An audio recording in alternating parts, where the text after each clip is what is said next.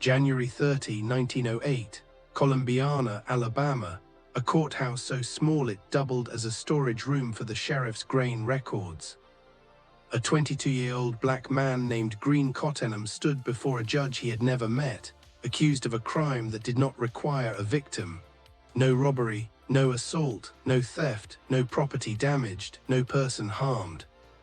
The charge was vagrancy. Vagrancy, the legal term for existing while black in Shelby County, Alabama, without being able to prove, at any moment a white officer demanded it, that you were employed by a white man. The trial lasted less than 4 minutes. Green had no lawyer, no witnesses were called on his behalf. The judge announced a fine of $10. Court costs added another $15.75 total, the approximate price of Green Cottenham's remaining years on earth. He could not pay it. Within 48 hours, a representative from the Tennessee Coal, Iron and Railroad Company, a subsidiary of U.S. Steel, the largest corporation in the history of the United States, paid Green's fine on his behalf, not as charity, not as mercy. As a purchase. Green Cottenham was transporting by wagon to the Pratt Mines complex outside Birmingham, Alabama. He was handed a striped uniform, a number his name would no longer be necessary, and assigned to an underground coal seam 1,200 feet below the surface of the earth, where the temperature held steady at over 100 degrees and the dust coated men's lungs until they could no longer breathe. He would work 12-hour shifts, 7 days a week. He would sleep on a wooden board in a locked barracks surrounded by armed guards. He would eat what he was given when he was given it.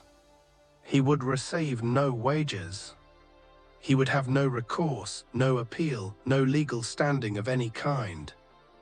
Because under the law of the state of Alabama in 1908, and under a clause buried in the 13th Amendment to the United States Constitution, the amendment that had supposedly abolished slavery 43 years earlier, what was happening to Green Cottenham was not slavery. It was a sentence. And that distinction, that single legal word, made everything that followed not just possible but protected, documented, filed, profitable. Green Cottenham died in the Pratt Mines on July 16, 1908. He had been in the mines for less than 6 months. The cause of death listed in the company ledger was a single word: pneumonia. He was 22 years old. His name was recorded once in a courthouse ledger in Columbiana, Alabama. Then that ledger was closed, filed, and forgotten. For 92 years, no historian, journalist, or investigator looked at it. Until a reporter named Douglas Blackman walked into that courthouse on a Tuesday afternoon in 1999 and asked a county clerk if he could look through the old criminal records. What he found would change how we understand slavery, freedom, and the history of this country forever. And it had been sitting in a filing cabinet, unread, for nearly a century. Before we go any further into what happened in that Pratt mine, and into the machinery behind it, I need you to stop for just a moment. Subscribe to Hollow Century right now. Hit that notification bell, because what you are about to hear is not a footnote in history. It is not a buried scandal. It is the deliberate, documented, fully legal continuation of American slavery that lasted not 5 years, not 20 years, but into the 1940s, within living memory of people still alive today. And it was hidden on purpose. Drop a comment right now and tell us where you're watching from. We want to see exactly how far these buried histories can travel. Now back to Alabama, back to 1908, back to the beginning of a story that powerful men in 3 different industries spent a century trying to ensure you would never hear. To understand what happened to Green Cottenham, you have to understand what Alabama looked and felt and smelled like in 1908. Not in the comfortable version, the one with magnolias and courthouse squares and a slow-moving grace that romanticizes everything it touches. The real version. The actual mechanics of a state that had built its entire economy on the labor of people it refused to recognize as human, and had watched that economy collapse at gunpoint in 1865, and had then spent the next 40 years engineering a legal replacement. The Civil War ended slavery. This is what we are taught. What we are not taught is the sentence that immediately follows in every relevant state legislature's minutes from 1865 onward. How do we get it back? The answer came first from Mississippi, then from Alabama, then from Georgia, Louisiana, Florida, and eventually every state of the former Confederacy in the form of what were known as the Black Codes, a cascade of laws passed in the 18 months immediately following the war's end, before federal Reconstruction forces could fully organize. These laws did not re-establish slavery in name, they established it in function.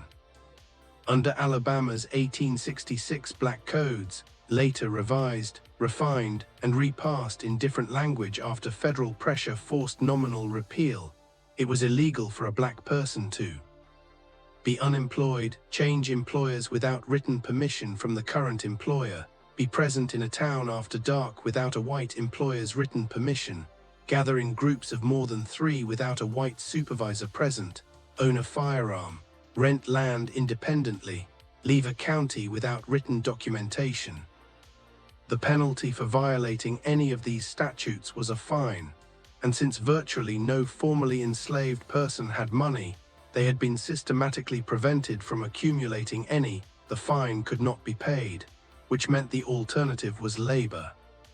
And that labor, by a mechanism so elegant in its legal structure that it survived court challenge after court challenge, was contracted out to private corporations. This was not a secret, it was a public revenue system openly advertised. County sheriffs received a fee for every convict they delivered. Judges received a per-case payment. The corporations, coal companies, turpentine operations, railroad contractors, lumber concerns, brick manufacturers, paid the county directly in writing for the bodies of the men who would work their operations. The 13th Amendment to the United States Constitution, the amendment that abolished slavery, contained a clause, a parenthetical, 7 words that would define the lives of hundreds of thousands of black Americans for the next 80 years. Except as a punishment for crime whereof the party shall have been duly convicted. Except as punishment for crime. If you were convicted of a crime, any crime, even the non-crimes of vagrancy, loitering, or failing to produce a labor contract, your labor could be legally compelled, without pay, under guard, in conditions that would have violated the standards set for animals in most northern states. This was the system that processed green cottonum on January 30, 1908. Not an aberration, not a local corruption. A fully designed, legally reinforced, federally tolerated system that was operating openly, profitably, with meticulous record-keeping across the entire American South. By the time green cottonum walked into that Columbiana courthouse, the state of Alabama was generating more revenue from its convict leasing program than from any other government activity. The men in those mines and camps were building the infrastructure of the American industrial age: coal, steel, railroads, lumber, and they were doing it for free. Or rather, they were doing it for the price of a vagrancy fine. $15.75. Green Cottonham was born around 1886 in Shelby County, Alabama. We know his approximate age, 22 at the time of his arrest, from the county ledger, the only official document that recorded his existence. No birth certificate, no school enrollment, no church record that historians have been able to locate. In this, he was entirely typical of his generation and his circumstance. Black life in the post-Reconstruction South was systematically underdocumented. The state had little interest in creating records that affirmed the full humanity of people it was actively working to exploit. His father was Scipio Cottenham. Scipio had been born enslaved somewhere in central Alabama before the war. The exact circumstances of his enslavement, who owned him, where he had been held, what had happened to his family in the years of bondage, are not recoverable from existing records. What we know is that Scipio survived, that he made his way to Shelby County in the years after the war. that he found a woman to love and build a life within the terrifying, beautiful, brutally contested space of Reconstruction, Alabama, the decade between 1865 and 1877, when black men in Alabama could vote, hold office, own land, educate their children, and imagine a future. Then Reconstruction ended, the federal troops left, and the men who had run Alabama before the war, or their sons, their nephews, their ideological heirs, took back the state. Scipio Cottenham spent the remainder of his life farming land that he did not own, in a county that increasingly criminalized everything about his existence, raising children in the shadow of a system that wanted their labor and had passed laws ensuring it could take it. Green was one of those children. We don't know exactly how many siblings he had. We don't know the name of his mother. These absences are themselves a kind of historical violence, the deliberate erasure of records that might have made enslaved and post-enslaved black people harder to exploit, harder to dehumanize, harder to process through a system that required, above all, that they be seen as interchangeable. But we can reconstruct something of the world Green Cottenham grew up in, because the world of Shelby County, Alabama in the 1890s and early 1900s is documented through the eyes of the white families who lived there, their letters, their newspapers, their church records, their county commission minutes. And from those documents, the shape of Green's world emerges in relief. He grew up on or near the land of a white farming family, most likely as a sharecropper's son. Sharecropping in Alabama in this period was barely distinguishable from the debt peonage that preceded convict leasing. You worked land owned by a white landlord in exchange for a share of the crop, but the accounting was always done by the landlord, and the accounting always somehow left the sharecropper in debt at the end of the season. Not enough to run, enough to stay. Green would have known this arithmetic from boyhood. He would have watched his father navigate it, carefully, strategically, with the survival intelligence of a man who understood that any visible defiance, any refusal, any moment of asserting dignity where dignity was not permitted, could end everything. He would have learned the posture, the slight downward tilt of the head when addressing a white man, the yes sir and no sir delivered with just enough speed and deference to communicate non-threat without communicating servility so complete it became its own kind of danger. The calculations, invisible and constant, about which roads to walk, what time to be home, who was watching, whether the mood in town had shifted in a way that required him to alter his route or his manner. By 22, Green Cottenham had been running those calculations his entire life. He was not naive, he was not reckless. He was a young man who understood, with the precision of lived experience, exactly what kind of world he inhabited. And still, on a January morning in 1908, he was walking down a road in Shelby County, Alabama, going somewhere, to a neighboring farm, to a store, to see someone he cared about. We don't know the destination. We know only that a Shelby County sheriff's deputy saw him, stopped him, and asked for his papers. The papers that proved he was employed. Green Cottenham could not produce them. The morning would have been cold. January in Alabama is raw and damp, the kind of cold that settles into the bones. The road would have been red clay, frozen at the edges. The deputy would have been on horseback or in a wagon, Green on foot. The power differential written into everything, the height difference, the weapon, the badge, the legal structure of the entire state arrayed behind one man and against the other. The deputy arrested Green Cottenham for vagrancy. It is entirely possible, likely, given the economic patterns of the region, that Green had been employed recently but between jobs, or that his employer had simply failed to give him the written documentation the law required. It is entirely possible he had done nothing at all that morning except exist on a public road without the correct papers. It didn't matter. The vagrancy statute did not require intent. It did not require evidence of idleness. It required only that a black man be unable to produce documentation of employment on demand by a white officer. Green Cottenham could not produce it. That was the end of his ordinary life. The last morning he would wake in a place he knew, the last cold air that was simply cold air and not the air of a coal shaft 1,200 feet below ground, the last road he would walk without chains. He could not have known it standing on that frozen red clay road, but everything that made him who he was, his father's careful survival, his mother's love, whatever small pleasures and private hopes and ordinary human ambitions occupied his 22-year-old mind, all of it was about to be processed legally, efficiently, and with meticulous paperwork into a line item in a corporate ledger.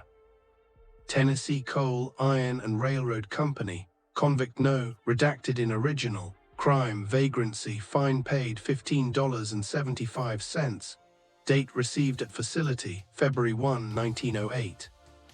The man who processed Green Cottenham's conviction was Judge James A. Edwards, a Shelby County magistrate who, by the public accounting of Columbiana in 1908, was considered fair, God-fearing, and efficient. He was all three, that was the problem. Edwards had been handling vagrancy cases in Shelby County for over a decade by the time Green stood before him. He had processed hundreds of them, possibly over 1,000, though the full scope of his case record was never publicly compiled. He arrived at the bench on time, listened to the charges, asked a small number of procedural questions, and rendered judgments at a pace that kept his docket clean and his county financially solvent. He received a fee, a per capita payment built into Alabama's convict leasing law, for every conviction he handed down. The more convicts he processed, the more money flowed into Shelby County's operating budget. Edwards was not unusual in this. Every magistrate in the leasing counties of Alabama operated under the same incentive structure. He was not, by any legal definition of the time, corrupt. That is the most important and most chilling thing to understand about the system that killed Green Cottenham. It did not require corrupt men. It required ordinary men doing ordinary jobs inside a structure that had been designed from the ground up to funnel black bodies into corporate captivity. The designers of that structure were more complicated than any single judge. The Tennessee Coal, Iron and Railroad Company, TC&I, as it was known in the industry, was by 1908 a subsidiary of U.S. Steel, the corporation founded by J.P. Morgan and Andrew Carnegie in 1901, through the largest corporate merger in American history to that point. TC&I operated a network of coal mines and iron furnaces in central Alabama that were, by the standards of industrial labor anywhere in the world, extraordinarily dangerous. The mines were deep, hot, poorly ventilated, and prone to collapse. Free labor, labor that could quit, sue, organize, or simply refuse to enter a mine that had been deemed unsafe, was expensive, unreliable, and increasingly difficult to manage as labor organizing spread through the American industrial sector. Convict labor was none of those things. A convict could not quit, could not sue, could not organize, could not refuse to enter a mine. The penalty for refusing was a beating, documented in facility records as corporal discipline. A convict could not file a complaint with a labor board, a sheriff's office, or a federal agency because the law defined him as the property temporarily of the leasing corporation, and property did not have standing in Alabama's courts. The cost of a convict from Shelby County in 1908 was approximately $9 to $15 per month, paid to the county, a fraction of what TC&I would have paid a free laborer for the same work. Food, housing, and medical care were provided at the company's discretion and at a standard that would have been illegal under any labor protection statute in a northern state. The rate of death in Alabama's convict mines was, by the estimates of the few investigators who studied it, between 3 and 10 times the rate in comparable free labor mines in Pennsylvania or Ohio. This was not a bug in the system. It was, in the calculations of the men who ran the system, an acceptable operating cost. If a convict died as Green Cottenham died, the corporation filed a brief report with the county, noted the cause of death, and requested a replacement. The replacement arrived within days, usually from the same courthouse that had processed the previous man. The records of this system, the ledgers, the transfer documents, the mortality reports, the per capita fee receipts, were maintained with extraordinary care, because they were legal documents, because the people generating them had nothing to hide from any institution that had the power to hold them accountable. No institution in Alabama had that power. The federal government, which did have that power in theory, had been approached about the convict leasing system multiple times since the 1870s. Investigators had been sent, reports had been written, recommendations had been made, and then the reports had been filed and the recommendations had been ignored and the leasing had continued. Because the men who owned the mines were the men who funded the politicians who appointed the federal investigators. And because the men who were being enslaved were black. That last fact, simple, direct, and devastating, was the load-bearing wall of the entire structure. Convict leasing in Alabama was not incidentally racial, it was racially designed. The vagrancy laws, the contract labor laws, the enticement laws that made it illegal to hire a man away from his current employer. Every legal instrument in the system was drafted with specific language that on its face applied to all Alabama residents regardless of race, and in practice applied almost exclusively to black men. Between 1877 and 1940, fewer than 100 white men were processed through Alabama's convict leasing system. In the same period, the state's own records, incomplete as they were, indicate that over 100,000 black men passed through it. 100,000. That is not a metaphor, that is an audited number, drawn from the records that survived.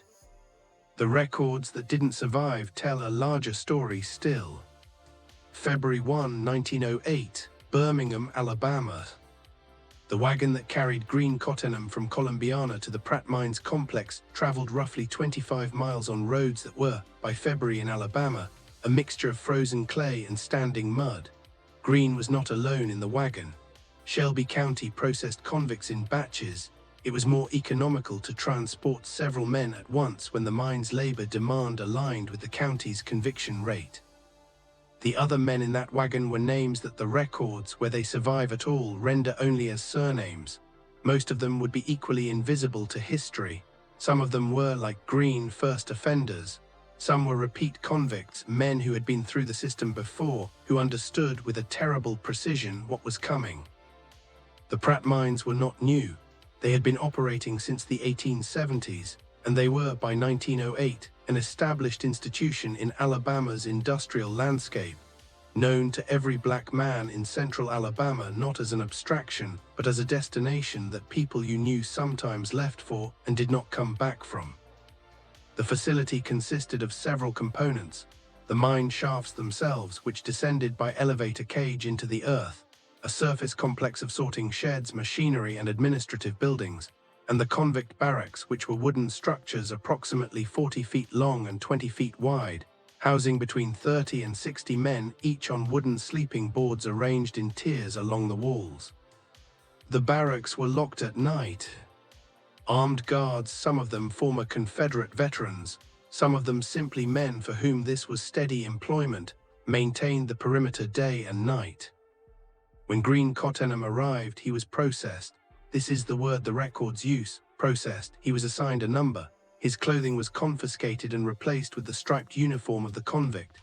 His personal items, whatever he had in his pockets on the morning of his arrest, perhaps a small amount of money, perhaps a letter or a photograph, perhaps nothing at all, were catalogued and held by the facility, theoretically to be returned upon completion of his sentence.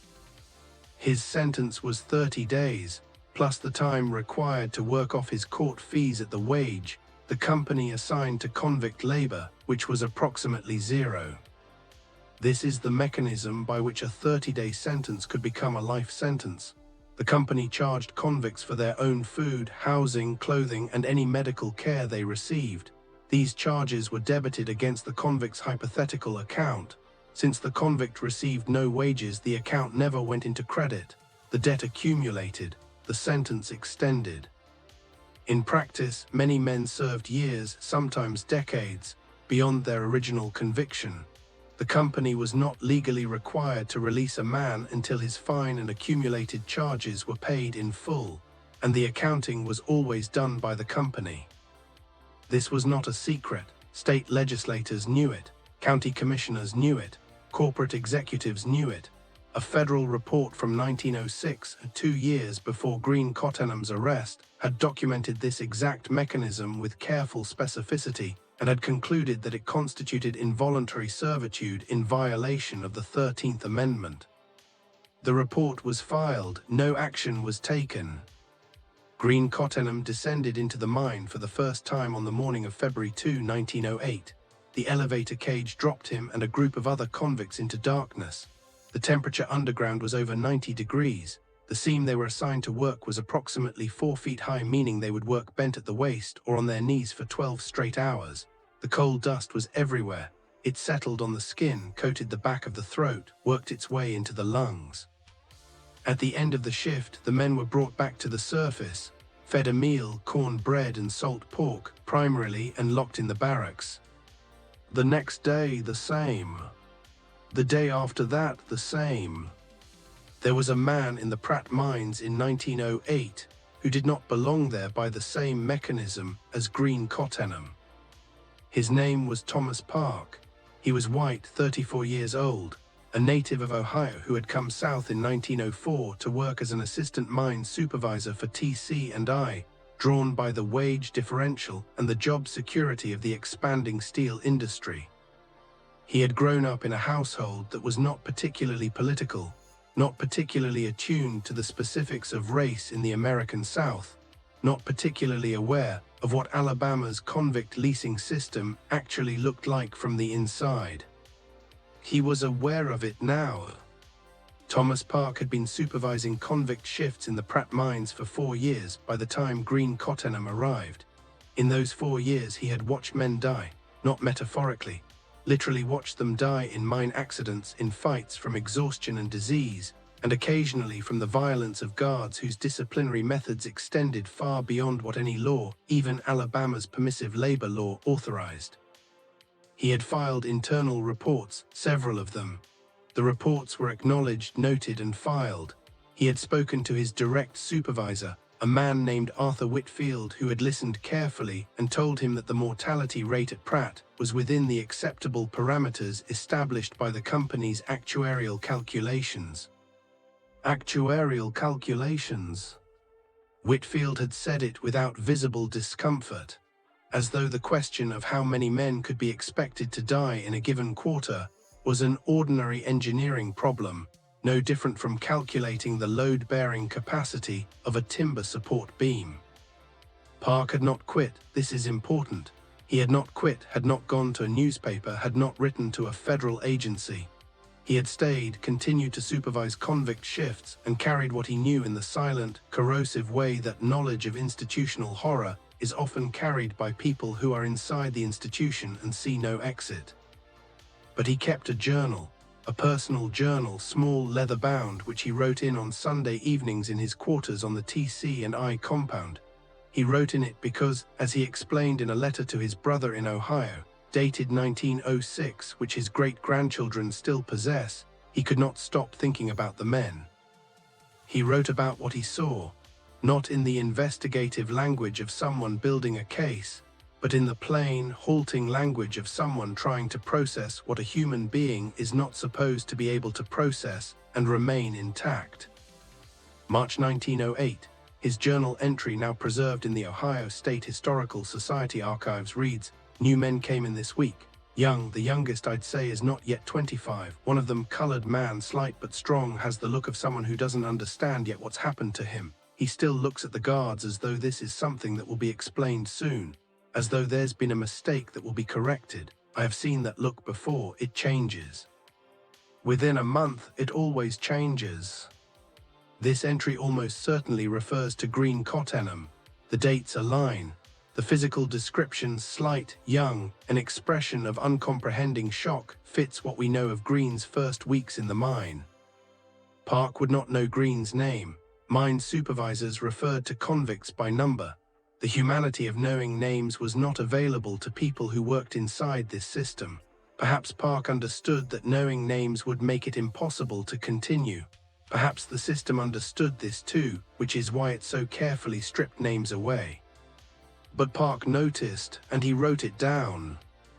That act, a white Ohio man, complicit in the system, writing in a private journal on Sunday evenings in 1908, would matter enormously 90 years later. Because the journal survived. And what Park wrote in it was the kind of ground-level testimony that no official record was designed to contain. He wrote about the medical care, which was minimal and arrived too late. He wrote about the food, which was inadequate for men doing heavy physical labor in extreme heat. He wrote about the guards, 2 of whom he considered genuinely dangerous and several of whom he described as simply tired men doing an ugly job for wages that barely justified the ugliness. He wrote about the sounds, the coughing, which was constant, which everyone in the facility had learned not to hear, pneumonia, black lung, diseases of confinement and dust, and inadequate nutrition.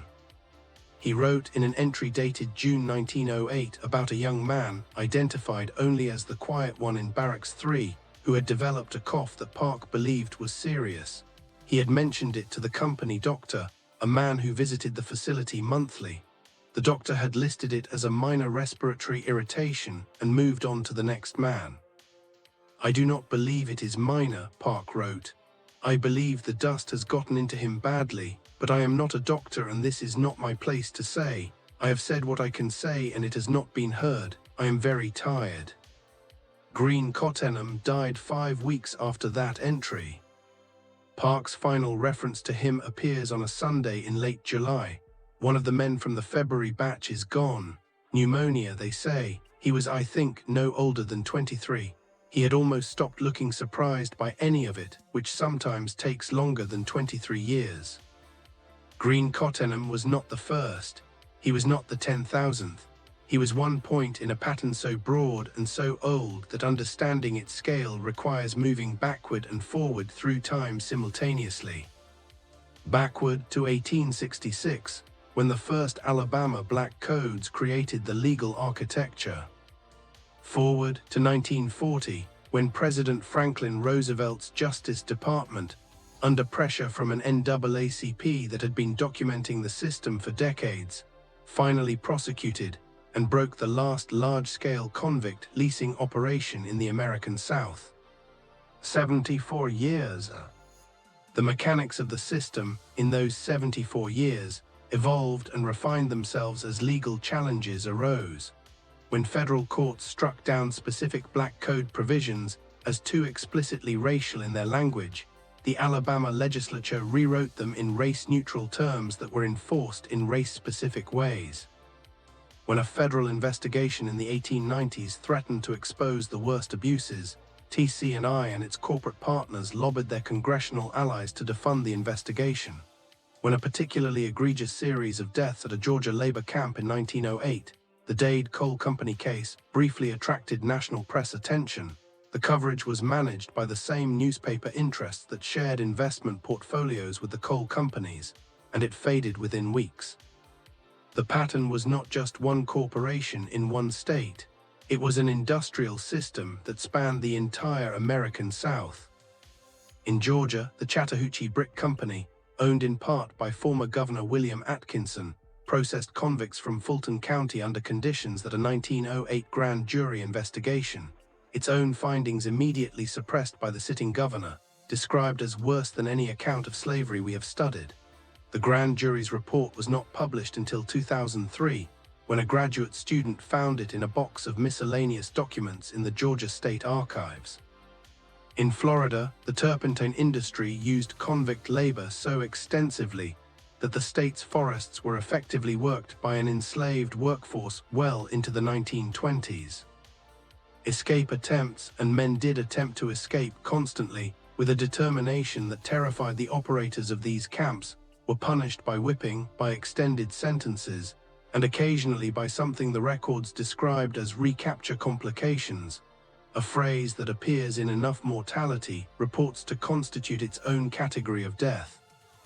In Mississippi, a state commission on convict labor presented a report to the legislature in 1887 that concluded, in language that apparently caused no one in the room any apparent distress, that the mortality rate among state convicts was sufficient to turn over the entire convict population approximately every 5 years. The entire convict population every 5 years. That is not a mortality rate, that is an extermination rate. Back in Alabama, in Shelby County specifically, the years 1900 through 1916 were the peak of convict leasing's industrial application in the county. The records that survive, and this is crucial, because many were deliberately destroyed, show that in any given year between 1900 and 1912, Shelby County courts processed between 200 and 400 black men on vagrancy and contract labor charges. The county received between $12 and $18 per man from TCI. The men served between 30 days and effectively indefinite sentences. In the same period, the county's white population generated fewer than a dozen vagrancy prosecutions per year. The sheriff who oversaw this operation in 1908 was a man named John Henderson, who had held the office for 11 years and who was considered, in the white community of Columbiana, an effective, professional, and fair-minded lawman. He attended First Baptist Church. He was known for remembering people's names. He sat on the County Agricultural Commission. Henderson received a cut of every convict lease fee that passed through his county. It was not technically a bribe. It was a salary supplement built into the compensation structure of the sheriff's office by the Alabama legislature, specifically to incentivize robust convict production. The first attempt to formally challenge this compensation structure came from an unlikely source, a white attorney named Franklin Cary, who had moved from Pennsylvania to Alabama in 1903, and who had, through his legal practice, come to understand the mechanics of convict leasing in ways that disturbed him professionally and morally. In 1907, a year before Green Cottenham's arrest, Cary filed a federal complaint arguing that Alabama's convict leasing system constituted peonage, in violation of federal anti-peonage statutes passed in 1867. The complaint was assigned to the Federal District Court in Birmingham. The judge assigned to hear it was a man who had, earlier that year, attended the annual gala of the Alabama Miners Association, an industry organization whose membership included the senior executives of TCI. Cary's complaint was dismissed for lack of standing. He refiled it. It was dismissed again. He attempted to bring it to the attention of the Department of Justice in Washington.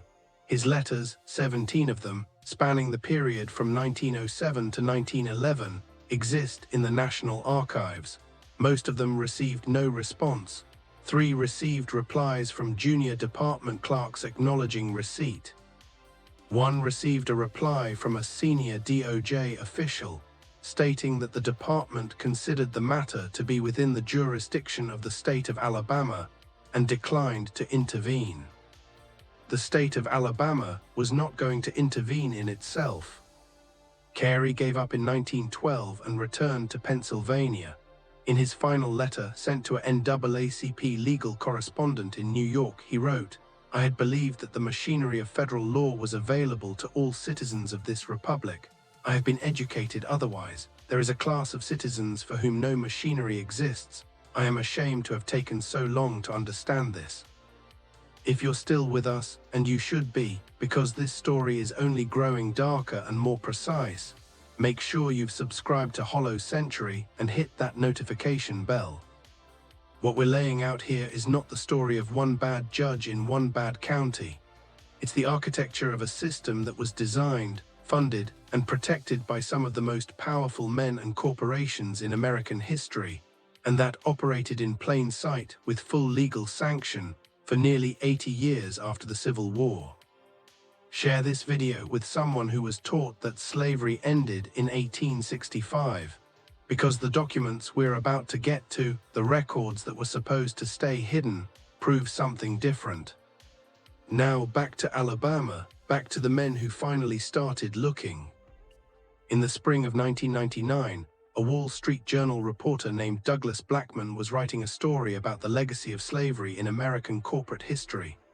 Blackman had grown up in the Mississippi Delta, and he had spent his adult life as a journalist in Atlanta, and he had a particular sensitivity to the gap between the official story of American race relations and the one visible in the specific, granular details of daily Southern life. He had been working on the slavery story for several months, researching the ways in which major corporations had profited from slave labor before the Civil War, when a colleague mentioned, almost in passing, that the connection between corporate America and coerced black labor might not have ended in 1865. Blackman had heard the term convict leasing before. He knew it vaguely, the way most educated Americans knew it, as a historical footnote, a practice that had existed briefly after the Civil War and then been corrected, like most post-Civil War abuses, by the long arc of American moral progress. He decided to look at the actual records. He drove to Columbiana, Alabama. He walked into the Shelby County Courthouse, which had been built in 1854 and which still operated in the lower floors while the upper floors housed decades of stored records. He asked the county archivist, a woman in her 60s named Margaret who had worked in that courthouse her entire adult life, whether any records from the early 1900s criminal courts were accessible. Margaret looked at him for a moment, then she led him upstairs. The room she opened was not a functioning archive. It was a storage space, boxes stacked on shelves, some labeled, some not, ledgers bound in cracked leather, folders of loose paper yellow with age, the smell of old ink and wood rot, and the particular quality of time that only accumulates in places where nobody has been looking. "These have been here since before I started," Margaret told him. "I don't think anyone has gone through them systematically, ever." Blackman began with the criminal court ledgers. They were large volumes, 2 feet tall, 18 inches wide, recording every criminal case processed in Shelby County from the 1870s onward. Names, charges, dates, dispositions, fees, column after column, page after page, in the careful copperplate handwriting of successive county clerks who had understood that their job was to record without judgment. He found vagrancy cases immediately, dozens per year in the 1880s, hundreds per year by 1900. The pattern was undeniable from the first afternoon. Virtually every name in the vagrancy column was black. The dispositions were almost invariably the same: fined, unable to pay, contracted to company name, fee amount. He found Green Cottenham's entry on his 3rd day in that courthouse. He almost missed it. The ledger page for January 1908 was smeared in one corner, partially illegible. Cottenham was an entry among a dozen others on the same page. Blackman read it once, moved on, came back to it. Green Cottenham, age approx. 22, colored, vagrancy, fined $15.75, contracted Tennessee Coal, Iron and Railroad, February 1, 1908.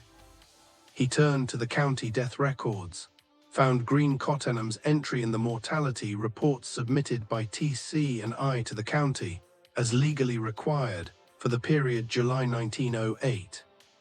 Convict no record number, Green Cottenham. Cause of death, pneumonia. Date, July 16, 1908. 6 months service completed at time of death. Fine balance outstanding, $8.40. Outstanding, at the time of his death, Green Cottenham still owed the company money. If he had lived, his sentence would have continued. The $15.75 that had purchased his labor would never have been fully repaid. Blackman sat in that storage room for a long time after he found those 2 entries. He was not, by his own later account, immediately overwhelmed. The emotional weight arrived slowly over days as the scale of what the ledgers contained became clear. What he felt first, in the immediate aftermath of finding Green Cottenham's name, was something closer to the precise, cold recognition of a structure. This was not accidental, this was a system, and someone designed it. He spent the next 7 years investigating that system. He traced T.C. and I's convict leasing program through decades of corporate records, many of which U.S. Steel had donated to university libraries where they sat unread in acid-free boxes. He found internal company communications, letters between mine supervisors and corporate executives, that discussed convict mortality with the same vocabulary used to discuss equipment failure. He tracked the legal framework through state legislative records, finding the specific bills that had created the incentive structures for judges and sheriffs. He found the names of the men who had drafted those bills, traced their business connections, found the money that had moved between the coal and iron industry and the Alabama Democratic Party. He interviewed historians, former state officials, and anyone he could find who had personal connection to the leasing era, which, by 1999, meant primarily the grandchildren and great-grandchildren of the men who had survived it. He cross-referenced mortality records, finding that the death rate in Alabama convict mines was, in some years, over 30% annually, 30% in peacetime. In an industrialized nation with advanced medical knowledge and functional hospitals available to white citizens a few miles away. He searched for Green Cottenham's family. He found them. There was an elderly woman living in Bibb County, Alabama in 2000, named Mattie Lee Petaway. She was 87 years old. Her father had been a convict laborer in the Pratt mines in the 1910s, leased from Bibb County on a charge of loitering, sentenced to 45 days, held for 11 months. Her father, a man named Jerome, had come home when she was 4 years old. She did not fully understand at 4 where he had been. She knew that he was not the same man who had left. She knew that he spoke sometimes in his sleep, in a low, rapid monotone that frightened her, and that her mother would hold his hand until the sound stopped. She knew that Jerome never went near the rail lines that ran through their county. He would walk a mile out of his way to avoid the sound of a freight train. She had asked him once when she was older why. He had looked at her and said very quietly, "It's the sound they make when they take a man away." Jerome had never spoken publicly about the Pratt mines. Not to Mattie, not to anyone outside the family, not to any investigator or journalist. He had died in 1962 carrying what he knew without the language or the safety to release it. But he had told his wife, and his wife had told Mattie, and Mattie at 87 told Douglas Blackman. She described what her mother had relayed, the barracks, the locks, the dust.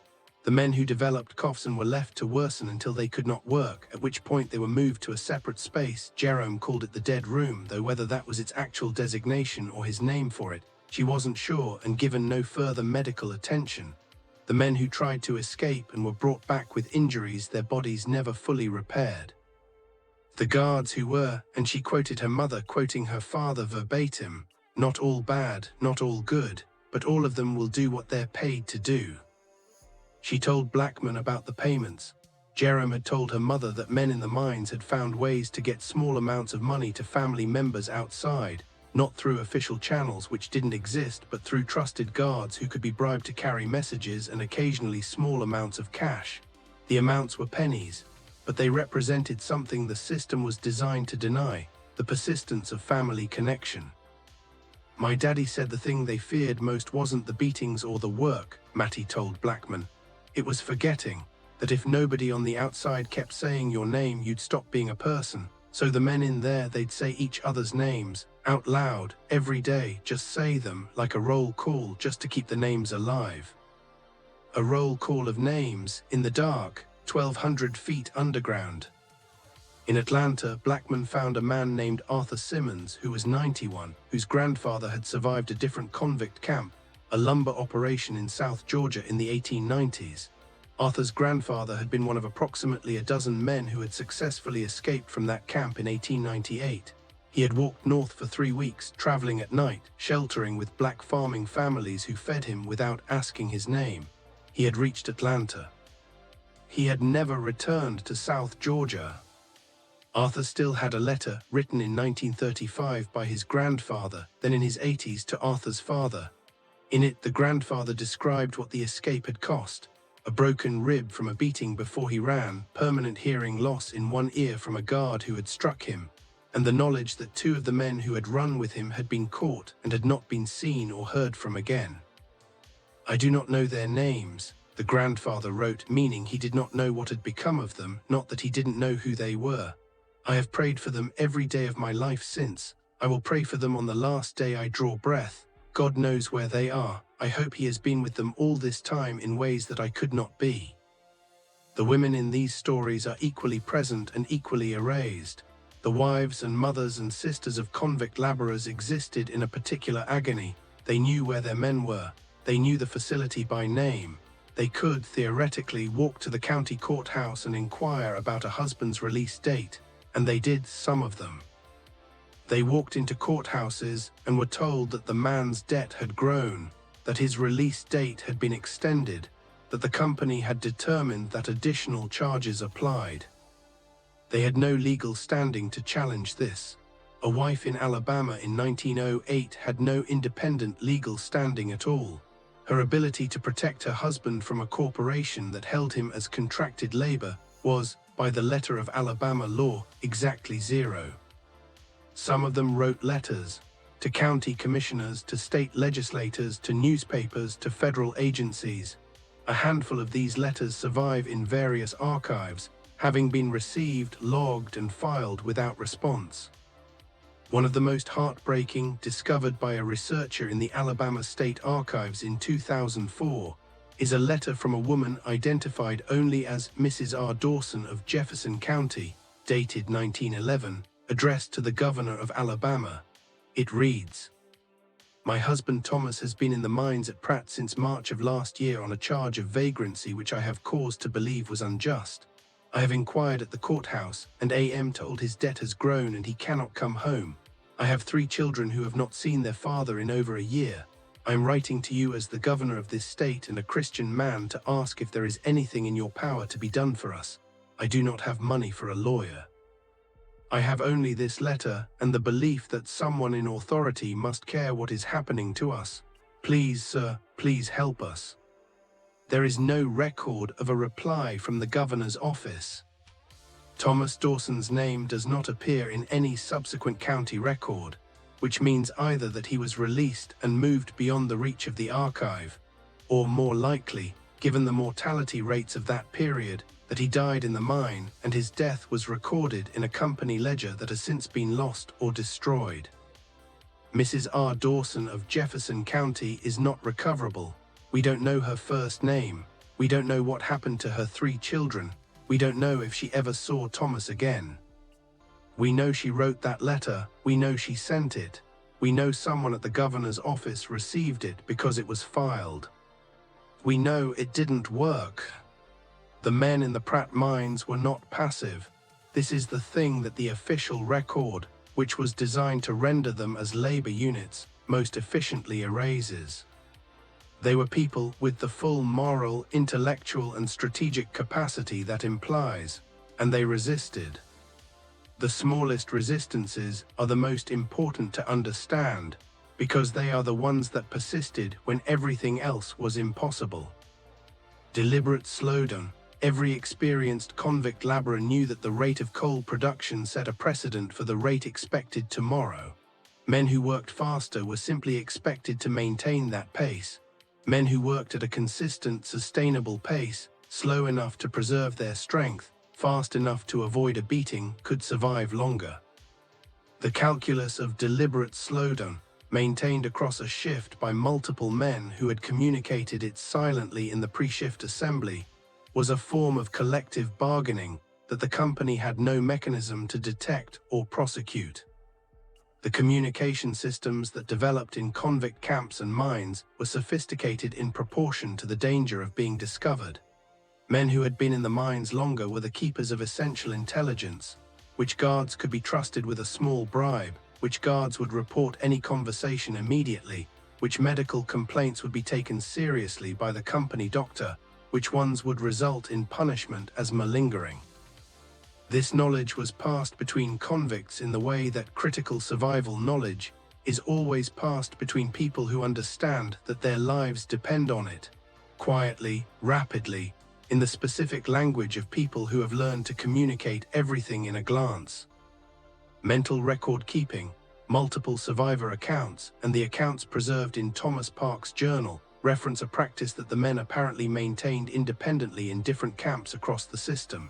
Every man who entered a camp learned and remembered the names of the men who died while he was there, not as a formal practice, not assigned, simply as a human refusal to allow those deaths to be as completely erased as the system intended. Men carried names in their heads, first names, last names, the county they came from if they knew it, as a form of testimony they couldn't write down but could carry out in their own bodies if they survived. This is where the roll call that Matty Petaway described originated. It was not ritual for its own sake. It was a preparation for testimony, an acknowledgement that if anyone ever got out, they would be able to say, "These men were here. These men died here. I know their names." Green Cottenham's name was almost certainly carried out of the Pratt mines by at least one man who survived him. We have no way to trace whose memory held it, or where that memory went after the man who carried it died. But the practice was real. The intent was real. The most direct form of resistance was escape, and men escaped or attempted to escape from Alabama's convict operations continuously from the system's beginning to its end. The company records that survive contain escape logs alongside mortality logs, dates, names, outcomes, recaptured, not recovered, not recovered. That last designation, not recovered, appears hundreds of times across the records Blackman examined. Some of those men died in the attempt. Some reached safety. Some were living in northern cities for decades without anyone knowing they were escapees from Alabama convict mines.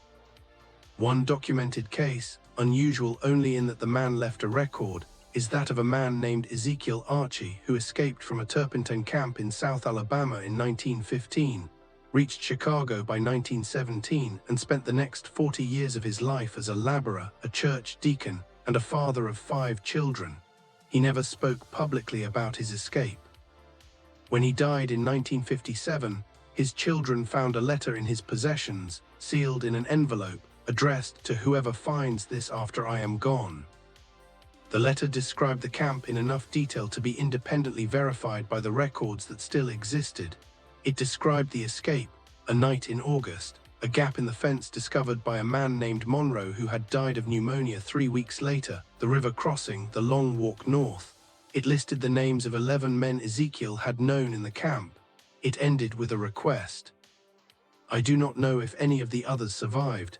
I have thought of them every day. If someone finds this and knows how to look. Please find out if they got out. I owe them the asking." No researcher had found Ezekiel Archie's letter until a great-grandchild submitted it to a university archive in 2008, following the publication of Blackman's book. By then, most of the men on Ezekiel's list were not recoverable, but 2 of them, traced through the not-recovered logs of the Turpentine Company, had almost certainly escaped successfully. Their names appear in the camp records in 1915 and then nowhere else. No death certificates, no recapture reports. They got out. We don't know where they went, but they got out. Perhaps the single most powerful form of resistance was also the quietest, survival itself.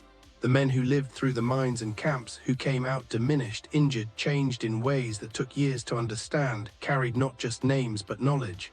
The knowledge of what the system was, the knowledge of who operated it, the knowledge of exactly how the machinery worked. They could not publish it. They could not testify to it in a court that would credit them.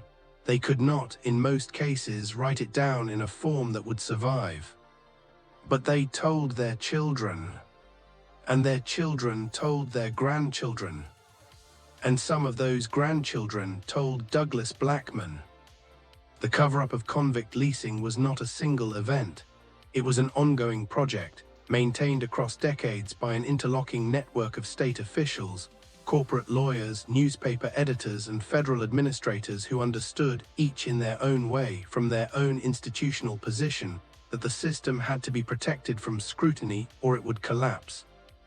The first major threat came in the 1890s, when a series of northern journalists began publishing accounts of what they had seen in southern convict camps. The most significant was a report by a journalist named George Washington Cable, a Louisiana native and former Confederate soldier who had undergone a profound moral transformation in the post-war years, who published a detailed investigation of the convict leasing system in Century magazine in 1884. Cable's report was precise, documented, and damning. It quoted from official state records. It named specific camps, specific companies, specific mortality rates. It concluded that the system constituted, without meaningful legal distinction, a continuation of slavery. The response from Southern newspapers was immediate and coordinated.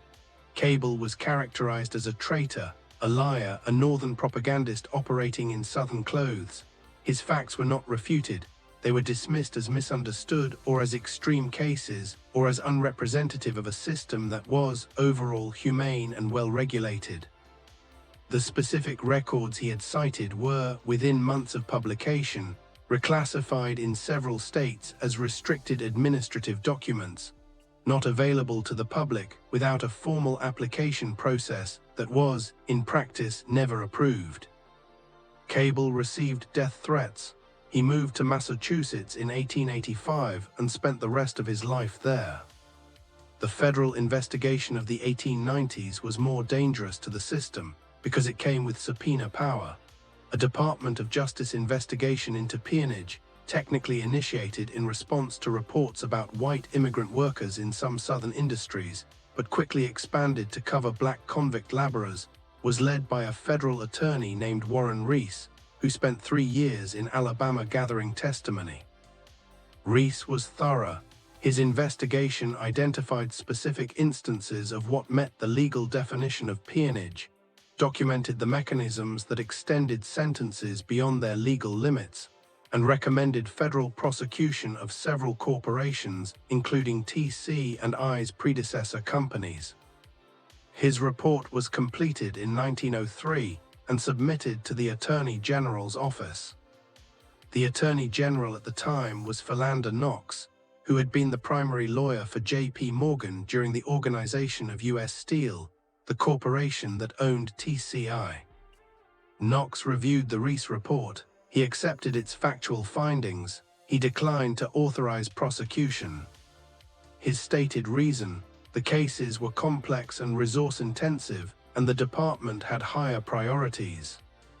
His unstated reason is apparent from subsequent correspondence between Knox and the senior partners at Morgan's law firm, some of which has been preserved in private archives and was described in secondary sources in the 2010s. The conversations were delicate, professional, and thoroughly transactional. The investigation stopped. Reese himself, stripped of the resources to pursue prosecution, resigned from the Department of Justice in 1905. His final report, which had been completed and submitted, was classified as an internal working document, not intended for public release. It remained classified for decades. The specific records most dangerous to the system, mortality logs, escape logs, the per capita fee receipts that connected county sheriffs directly to the corporate payment structure, were managed according to different timelines and different methods. Some were destroyed, not secretly, openly, by county clerks who were following standard records retention policies that allowed destruction of certain court documents after 10 years. The policies had been drafted by state legislators who understood exactly which records, if held indefinitely, constituted ongoing legal liability. Some were moved, transferred from county courthouse storage to state archive systems that were technically accessible but practically invisible, indexed only by category, not by searchable content, filed in ways that assumed no one would look. Some were simply allowed to deteriorate. Paper in the humidity of Alabama attics, in rooms without climate control, subject to water damage, insect damage, and the slow chemical breakdown of cheap paper and iron gall ink. By the time Blackman walked into the Shelby County Courthouse in 1999, the official position of every relevant institution, the state of Alabama, the relevant county governments, the corporations that had participated in convict leasing, the federal agencies that had declined to intervene, was the same. This had all been a long time ago. The records were mostly gone. Nobody alive had been responsible. The last part was technically true. The people who had designed and operated the system were dead. Their successors in the corporations and in the government had inherited neither legal liability nor moral acknowledgement. But not all the records were gone. The Shelby County ledgers were still there, in a storage room that a courthouse archivist had been quietly maintaining for decades because, as she told Blackman on his first afternoon, "I just couldn't bring myself to throw them out. They felt like they mattered. I didn't know why. I just thought they might matter to someone someday. Her name was Margaret. She was the reason any of this can be told at all. We are past the halfway point of this story, and I hope you're feeling the weight of what we've laid out, because what comes next, the reckoning, however partial, however long in arriving, matters as much as everything before it. If you have not yet subscribed to Hollow Century, do it right now. This is exactly the kind of history that disappears if people like you don't help carry it. Hit that like button. Share this with someone who needs to understand that the story of American race and labor didn't end in 1865 or 1877 or 1964, that it's a story with chapters most of us were never taught. The second half of what happened, the book that shook the country, the corporate response that should have been a reckoning, and the descendants of Green Cottenham who are still here, still carrying his name, that's where this goes. Stay with us. Section 15, the climax/ACT of justice. The climax of this story did not happen in a courtroom. It happened in a bookstore, in an airport, in a kitchen, in the hands of ordinary readers who picked up a book published in 2008 and found themselves reading something that rearranged their understanding of American history at its foundation. The book was Slavery by Another Name, The Re-Enslavement of Black Americans from the Civil War to World War II by Douglas Blackman, published by Doubleday, winner of the Pulitzer Prize for General Nonfiction in 2009. The title is the thesis, and the thesis is documented to a standard of evidence that the most determined critics could not responsibly contest. American slavery in structural and legal terms did not end in 1865. It continued through convict leasing, through debt peonage, through legally enforced labor contracts that stripped black workers of freedom of movement and economic self-determination, until well into the 20th century. Not metaphorically, not in the sense of persistent inequality and injustice, which would have been undeniable but arguable.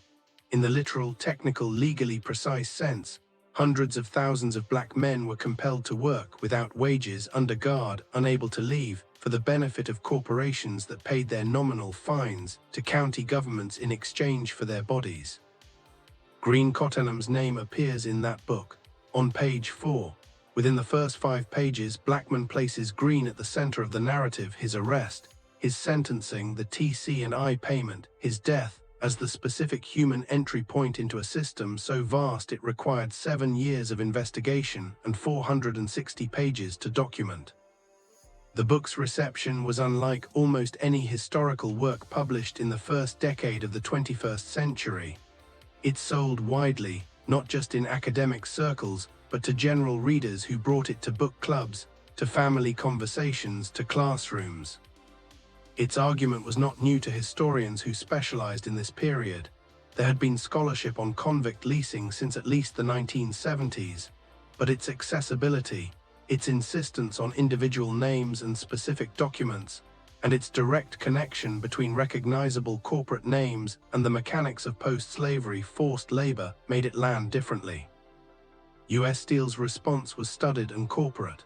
A spokesperson issued a statement acknowledging that TC&I had participated in convict leasing during the period described, expressing that the company recognizes this history as deeply troubling, and noting that the company had been acquired by U.S. Steel more than a century before, and that no current executives or shareholders had any connection to these practices. This was technically true. It was also in the context of a company that had processed human beings as labor units and watched them die at rates that constituted industrial manslaughter, an extraordinary exercise in the grammar of distance. Deeply troubling, the phrase that corporations reach for when they want to acknowledge without accepting. No financial reparation was offered. No formal apology was issued. No fund was established for descendants of convict laborers who had worked TC&I's mines and whose labor had contributed directly to the wealth that was later absorbed into one of the largest corporations in American history. The state of Alabama's response was more substantive, but also more complicated. In 2009, the year Slavery by Another Name won the Pulitzer, the Alabama state legislature passed a formal resolution expressing profound regret for the state's participation in convict leasing and acknowledging that the practice had constituted a continuation of slavery in violation of the 13th Amendment's protections as they should have been applied. It was not an apology in the legal sense. It carried no financial obligation. It was a statement of regret, passed with bipartisan support, and covered by the Alabama press as a significant acknowledgement of historical wrong. It was also, and this matters, the first time any government in the state of Alabama had formally acknowledged on the record that what had happened to Green Cottenham and hundreds of thousands of men like him was wrong, not a misfortune, not an imperfect system that operated in complicated times. Wrong. For the families of convict laborers, particularly those who had grown up being told by family members, by the silence of the official record, by the general amnesia that surrounded this period of Southern history, that what happened to their grandfather or great-grandfather was somehow his own fault, somehow a consequence of criminality or weakness or bad luck, the resolution mattered, not as justice. Justice was not possible in 2009 for wrongs committed in 1908.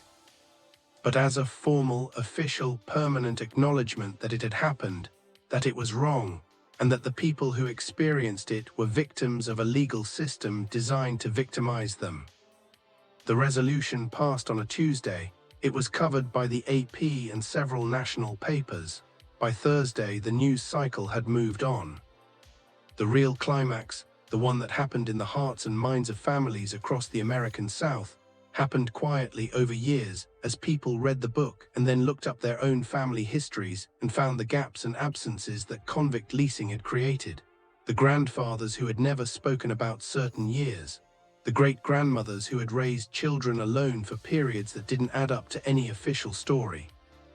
The family law about towns no one should ever visit, rail lines that made fathers and uncles turn away.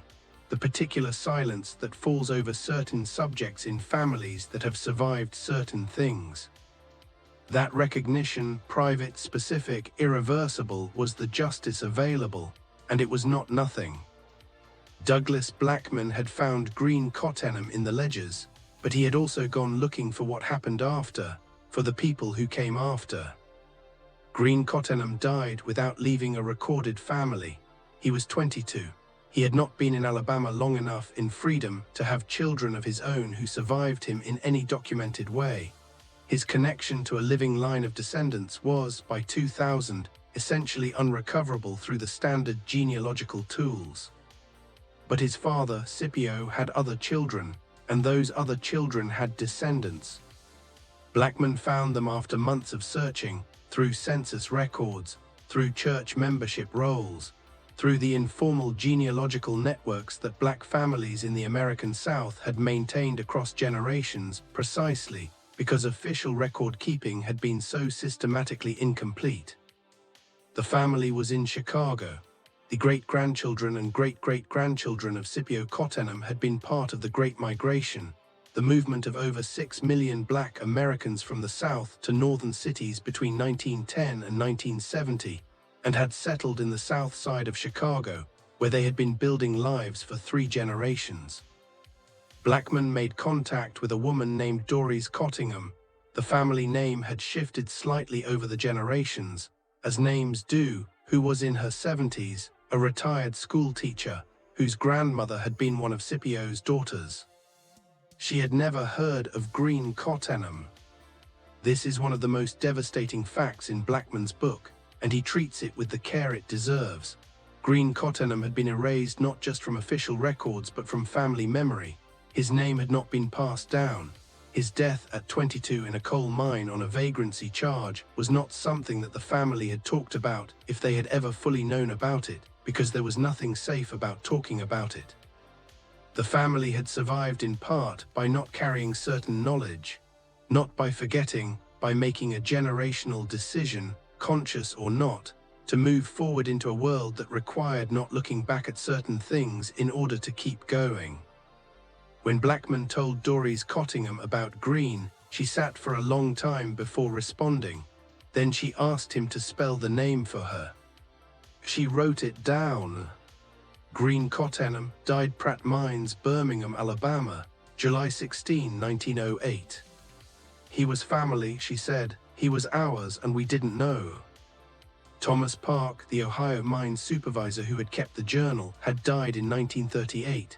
His children had been given the journal without knowing what it was, a personal document from a part of their father's life he had never discussed. It passed through 3 family generations before a grandchild, cleaning out an estate in Columbus, Ohio, read it carefully enough to understand its significance. That grandchild, a woman named Sandra, donated it to the Ohio State Historical Society in 2001, after reading about Blackman's research in a newspaper article. Sandra had not previously made the connection between her grandfather's mine work in Alabama, the family's euphemistic phrase for a period nobody had explained clearly, and what the journal described. Reading the newspaper article and then reading the journal again with understanding, she described it as one of the most disorienting experiences of her adult life. He saw it, she told a historical society staff member. He knew he was part of it, and he came home and he married my grandmother and he had children and grandchildren and he never said a word to any of us about what he'd been part of. I don't know if he was ashamed or scared or just finished. I'll never know, but he saw green cottonum. He almost certainly saw him die, and we didn't know.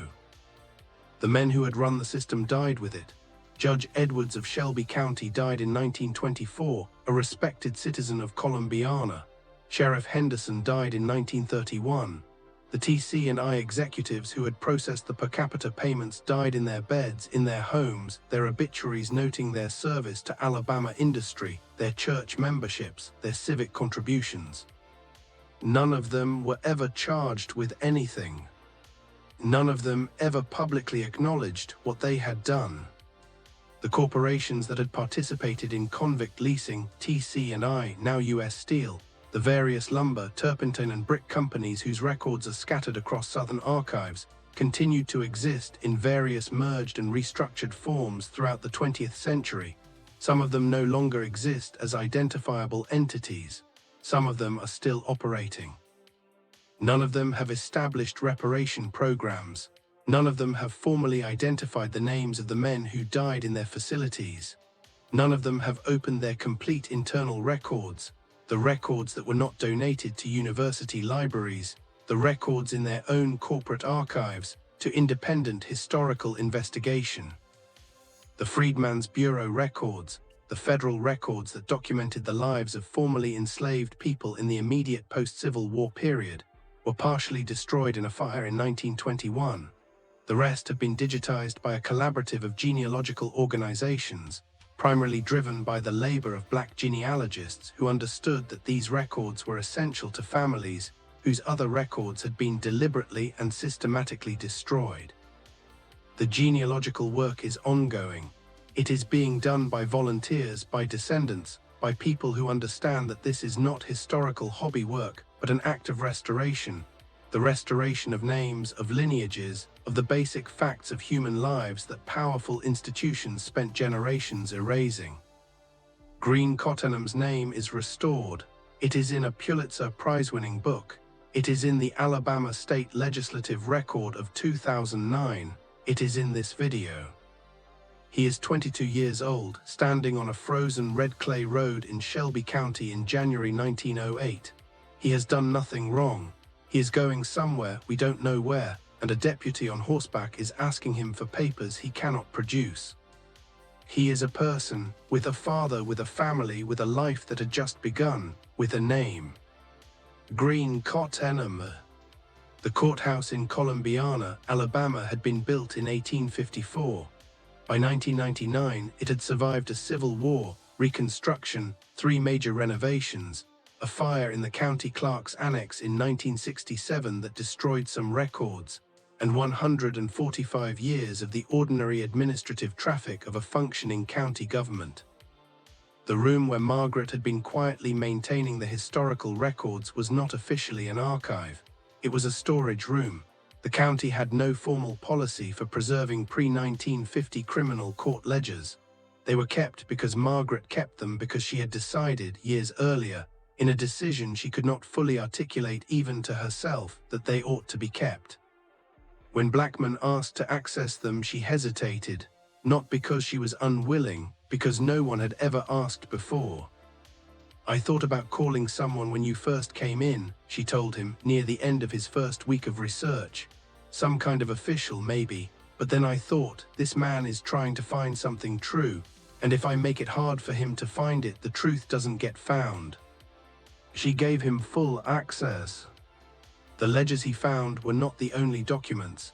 In the boxes alongside the criminal court ledgers were county commission minutes that referenced convict lease revenues, the specific line items showing how much money the county had received from TC&I per quarter, per year, for decades. These documents, taken together with the criminal court records, created a complete evidentiary chain. Arrest to conviction to lease contract to revenue receipt, all in county government documents, all signed by county officials, all filed in the ordinary course of county business. They were never secret. They were never classified. They were never hidden behind a locked door or a legal privilege or a national security designation. They were in a storage room. The reason they hadn't been found was not that someone had hidden them. It was that no one had looked for them, because the story they told was a story that the official history of Alabama and of the United States had decided to frame as concluded. Slavery ended. The South changed. The arc bent toward justice.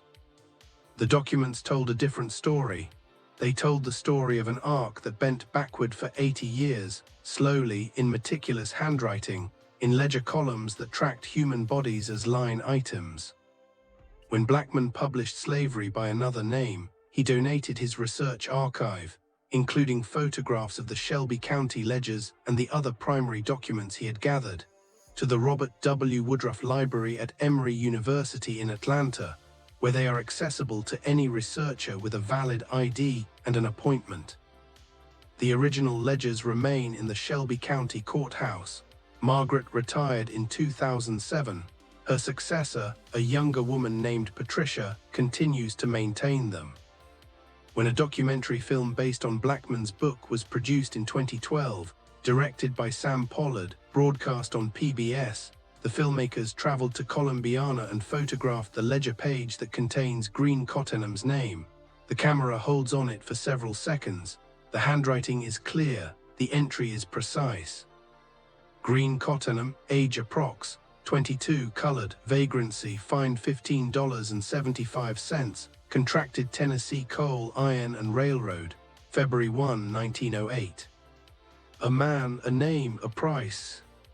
92 years of being in a filing cabinet, in a storage room. Now seen her.